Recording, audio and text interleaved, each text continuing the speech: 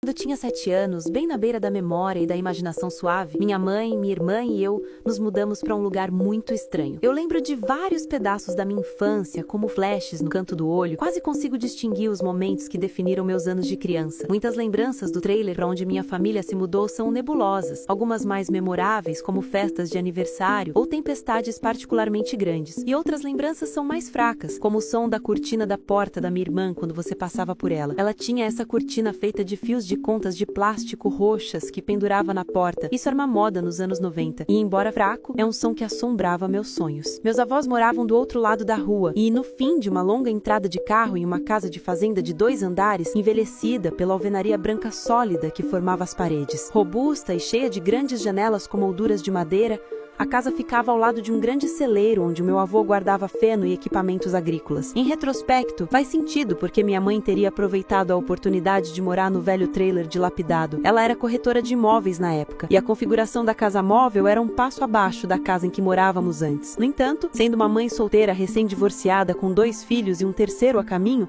ela deve ter imaginado que meus avós seriam um grande recurso para ajudar a cuidar de nós crianças, e eles foram. Tenho achado estranho como as memórias podem ser nítidas e ao mesmo tempo não ter estrutura ou base na realidade, como um espelho de casa de diversão explodindo em câmera lenta. Eu consigo me lembrar de um bastão de tartarugas ninja de espuma que ganhei no meu 8º aniversário naquela casa. Lembro dos efeitos sonoros que ele fazia quando você o balançava, ou o som de batida quando eu batia na minha irmã com ele. Mas por alguma razão, simplesmente não consigo me lembrar de como era a cozinha. Lembro-me de como as janelas eram grandes na casa da minha avó, os tetos altos com vidro correndo da moldura de coroa até o chão e as tábuas de madeira sólida, silenciosas sobre os pés. A casa dos meus avós era linda. E não consigo me lembrar de como era depois que ela pegou fogo mais tarde naquele ano. No início de setembro deste ano, parei de fumar maconha. E no geral eu tô bem. A única coisa que me pegou de surpresa, no entanto, foi que na minha sobriedade, eu tava tendo sonhos de novo. Fiquei chocado ao perceber quanto tempo fazia que eu não tinha sonhos longos e detalhados que eu me lembrava. Fiquei tão animado depois da minha primeira noite cheia de sonhos, pensei no sonho que eu tive o dia todo e amei contar tudo pra minha namorada. Foi só quando eu tive o sonho que eu tive centenas de vezes na infância que me arrependi da minha nova habilidade. É intrigante como algo pode ser esquecido e de alguma forma ainda existir em algum lugar no fundo do seu interior. Quando eu era criança, lembro-me de ter terrores noturnos regularmente. Não me lembrava tanto do sonho quanto de acordar aterrorizado e correr para o quarto da minha mãe, ou ser sacudida pela minha mãe ou irmã porque eu tava gritando. Às vezes eu até tinha episódios de sonambulismo. Foi só depois de conversar com a minha irmã mais velha essa semana que soube que esses sonhos só persistiram enquanto estávamos naquela casa. E eu não era o único na nossa pequena família que era atormentado naquela casa. Havia uma casa de brinquedo Fisher-Price de plástico a cerca de 30 metros na floresta, atrás de um matugalho, logo atrás da casa. Minha irmã e eu passávamos tempo jogando e explorando ao redor na casinha de plástico. Como adulto agora, eu sei que aquela casa devia ser pequena demais para que minha irmã e eu coubéssemos lá dentro. No entanto, consigo me lembrar vividamente de nós duas sentadas de pernas cruzadas na casa de plástico, minha irmã contando uma história assustadora e finalmente eu correndo para casa no matugalho pouco iluminado para dizer para minha mãe que Alice tá tentando me assustar. Mais tarde naquela noite, lembro dos sirenes enchendo o ar da noite e do pânico que senti por não entender todas as luzes e como algo poderia ser tão alto quanto o caminhão de bombeiros. Minha mãe nos reuniu e nos levou para o outro lado da rua, para os meus avós. E enquanto caminhávamos pela longa entrada para a bela casa de fazenda ainda de pé, observei os bombeiros correndo para encontrar o brilho alaranjado crescente vindo do matugalho ao lado da nossa casa. Minha irmã foi culpada pelo incêndio que queimou a casa de brinquedo Fisher-Price de plástico, bem como um quarto de acre da floresta ao redor, sem falar em quase incendiar a nossa casa no processo. Um vazio se formou entre a minha mãe e a minha irmã por volta dessa época, e do meu ponto de vista infantil, a minha irmã odiava a minha mãe. O que eu não tinha percebido então, que estou começando a entender hoje, é que a minha irmã não incendiou a casa de plástico na floresta e ela também não incendiou a casa dos meus avós.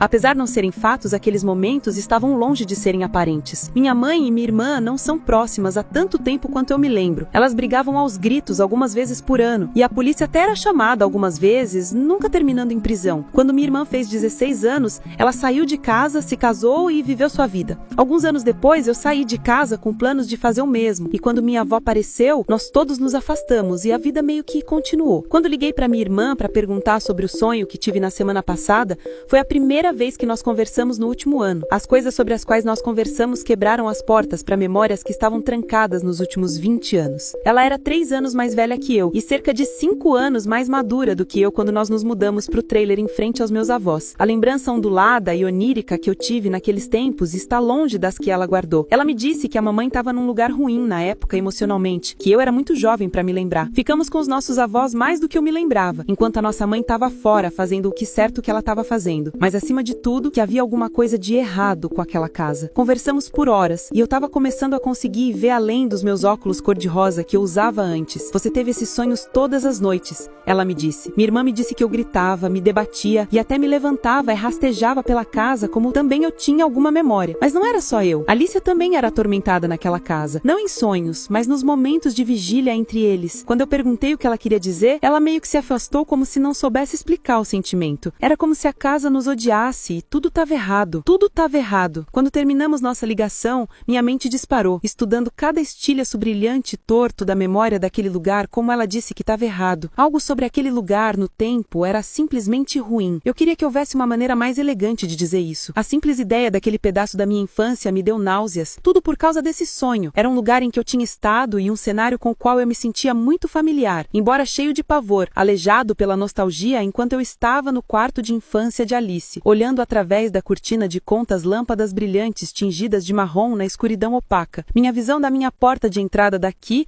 foi mais do que o suficiente para me enviar direto de volta aos 7 anos de idade. Eu sabia que havia alguma coisa naquele quarto, meu quarto, e eu também sabia que eu tinha que passar pelo meu quarto para chegar na minha mãe para pedir ajuda, e que, o que quer que fosse, ou quem quer que estivesse no meu quarto, nunca me permitiria chegar na base. O som daquelas contas de plástico leves tilincando nos meus ombros nunca desapareceu da minha mente. Quando eu acordei, eu sabia que eu tinha vivido naquele sonho por anos, uma vida atrás. Eu não tinha perguntado a Alice sobre os incêndios. Eu sabia que ela tinha sido considerada a causa e também sabia que era um assunto muito delicado para o nosso relacionamento ainda tênue. Foi a hora de falar com a minha mãe. As coisas não estavam se encaixando para mim. Se nós tivéssemos morado numa casa mal assombrada, por que ela não nos mudou e por que nunca falamos sobre isso? Eu não me lembrava da casa dos meus avós pegando fogo e ao menos investigaria mais o assunto. Minha mãe era diferente do que era quando éramos crianças. Na sua idade mais avançada, ela passava o tempo trabalhando com seus alunos e decorando seu quintal. Nós tínhamos ficado próximos, ou ao menos mais próximos do que ela e Alice, para dizer o mínimo. Ela estava hesitante em realmente se abrir sobre aquele lugar, aquela casa, e não sabia o que fazer com o conhecimento que eu tenho nesse momento, ou saber o que aconteceu conosco lá. Ela disse que eu estava certo. Aquele lugar era ruim, e tudo parecia muito errado lá, quase me tratando com aquele jeito irritante de mãe.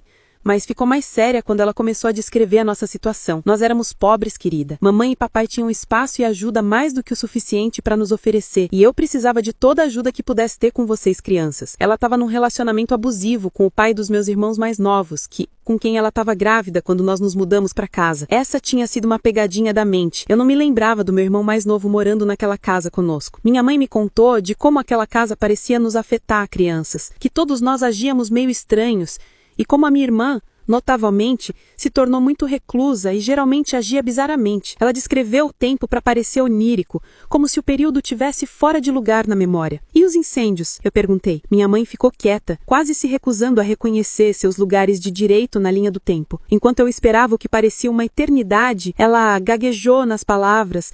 Eu podia sentir o arrependimento nelas. Nós achamos que a sua irmã pôs fogo. Ela tinha ficado tão má. Havia algum de mal se espalhando por todos nós. Vocês duas estavam na floresta e ela estava tentando assustá-la com alguma história horrível que ouviu na escola, como sempre fazia. Eu a repreendi e ela se escondeu até depois do jantar e foi para a cama. Quando a floresta pegou fogo, a sua irmã foi a única culpada razoável aos meus olhos.